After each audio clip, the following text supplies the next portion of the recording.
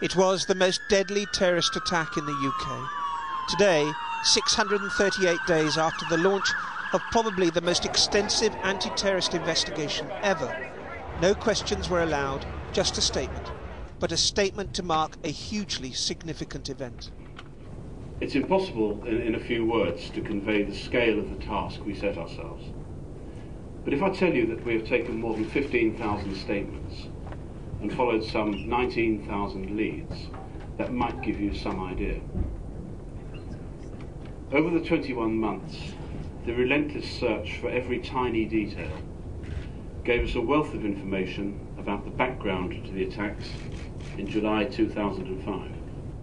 The three men charged are Mohammed Shakil, aged 30, from Beeston in West Yorkshire, Sadir Salim, aged 26, also from Beeston in West Yorkshire, and 23-year-old Wahid Ali, previously known as Shipon Ullah. He's been living in Tower Hamlets in East London, but has spent most of his life in Beeston.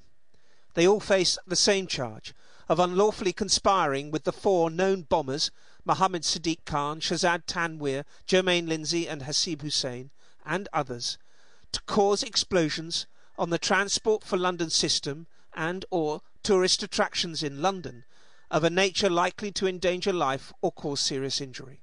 The sites are not specified. The allegation is that they were involved in reconnaissance and planning for a plot with those ultimately responsible for the bombings on the 7th of July before the plan was finalised. In fact, the charge spans a 7-month period up to June the 29th, 2005, a day after the bombers' trial run was captured on CCTV and 8 days prior to the actual attacks, which killed 52 people and injured 966. But in the words of the police, it remains a far from complete picture of the scale of the organisation behind the bombings. I firmly believe that there are other people who have knowledge of what lay behind the attacks in July 2005. Knowledge that they have not shared with us. In fact, I don't only believe it, I know it for a fact.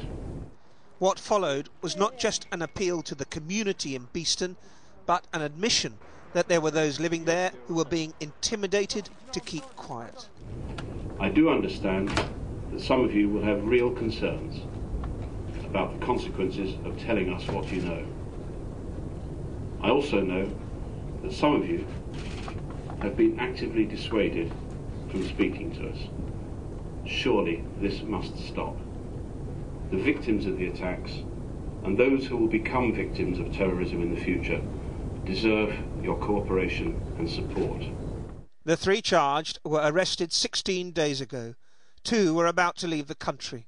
On Saturday, they will become the first to appear in court to be formally indicted for July the 7th.